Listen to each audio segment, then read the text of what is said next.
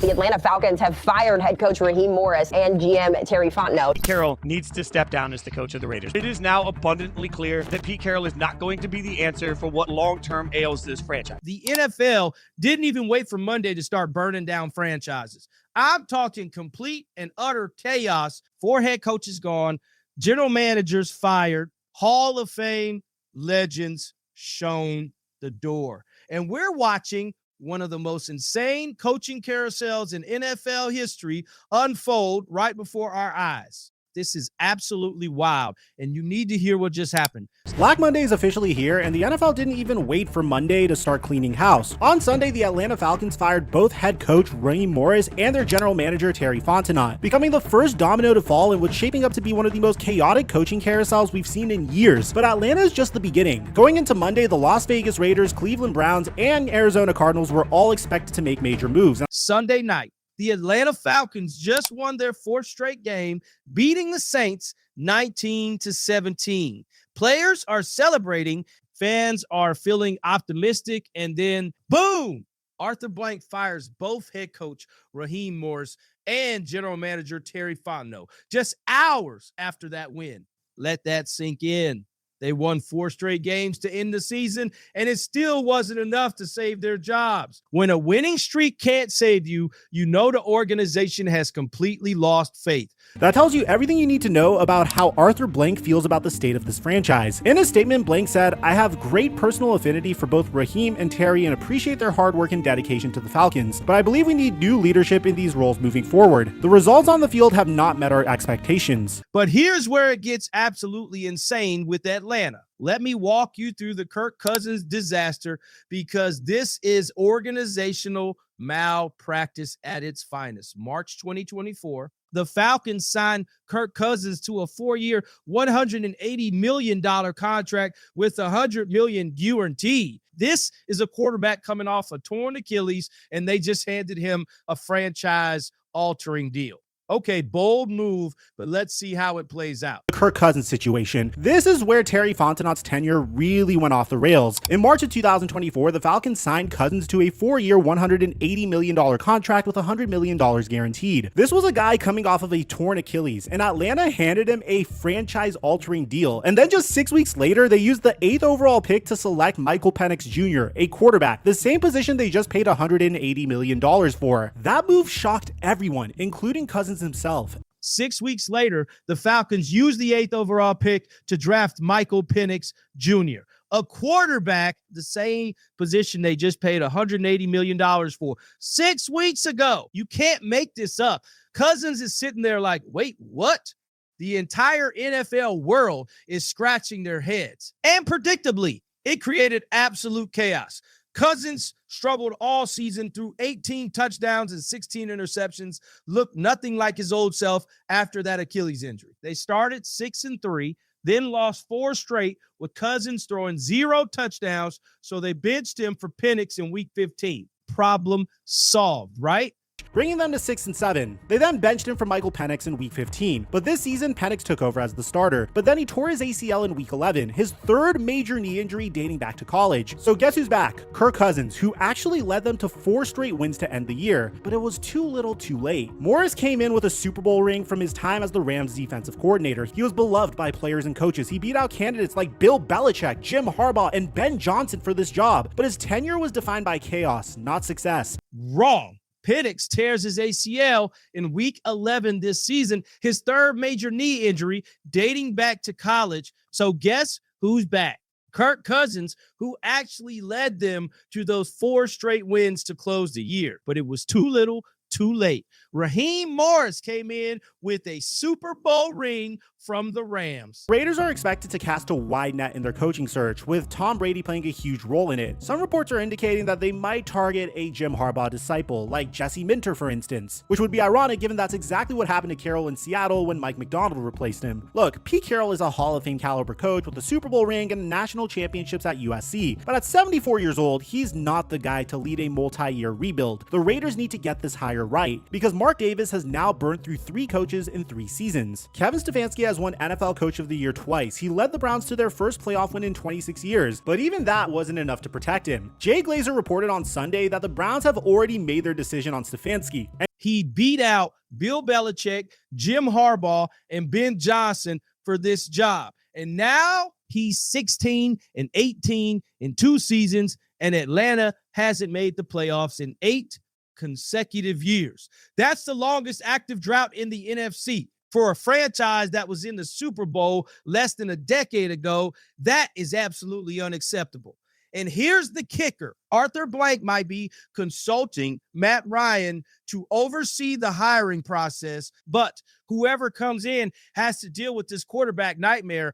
And the Falcons don't even have a first-round pick in 2026 because they traded it to move up for Bijan Robinson last year. Talk about inheriting a disaster. But if you thought Atlanta was bad, wait until you hear about the Las Vegas Raiders. Pete Carroll, Hall of Fame coach, Super Bowl champion, national championships at USC. And he's about to be one and done in Vegas at 74 years old. The Raiders are the worst team in the entire NFL.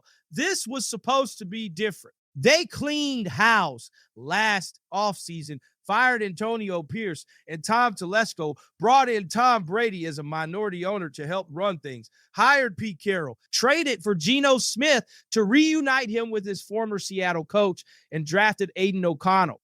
On paper, legitimate rebuild with experienced leadership. In reality, complete catastrophe. Carroll fired both his offensive coordinator and special teams coordinator mid-season. The offense ranks last in the NFL in yards per game. And get this, 2 of his sons are on the coaching staff, including his offensive line coach. And that unit has been one of the worst in recent memory. The Geno Smith reunion was a disaster. But here's what makes this even more fascinating. Reports indicate that Tom Brady never wanted Carroll O.R. Smith in the first place. Brady was pushing for Ben Johnson and Matthew Stafford. Now Brady's supposed to be heavily involved in finding Carroll's replacement, and there's speculation they might target a Jim Harbaugh disciple like Jesse Minter. The irony, that's exactly what happened to Carroll in Seattle when Mike McDonald replaced him. And we haven't even talked about Max Crosby yet. The Raiders franchise player and defensive cornerstone has been frustrated all season. There was a late season dispute over him being placed on injured reserve, and there's real speculation he could be on the trade block this offseason. If they lose Crosby, that's the final nail in the coffin. They'd be starting completely from scratch with likely the number 1 overall pick and a quarterback class headlined by Shadir Sanders. Mark Davis has now burned through 3 coaches in 3 seasons. This franchise is in absolute freefall. But this is where it gets absolutely insane. The Cleveland Browns just fired Kevin Stefanski. Now, you might be thinking, okay, another struggling coach gets fired. What's the big deal? Let me tell you why this is the most shocking move of Black Monday. Kevin Stefanski has won NFL Coach of the Year twice. He led the Browns to their first playoff win in 26 years, and they just fired him. The man went 4-12 this season after going 3-14 last year. But you have to understand why. The Deshaun Watson trade. 3 first-round picks sent to Houston. A fully guaranteed $230 million contract. The largest guaranteed deal in NFL history at the time. And it has been an absolute disaster. Watson has barely played since arriving in Cleveland due to suspensions and injuries, including a torn Achilles that kept him out all of 2025. The Browns have used an NFL high 13 different starting quarterbacks during Stefanski's 6 seasons. 13! You cannot build consistency when you're starting a different quarterback every few weeks. But here's where it gets even more bizarre.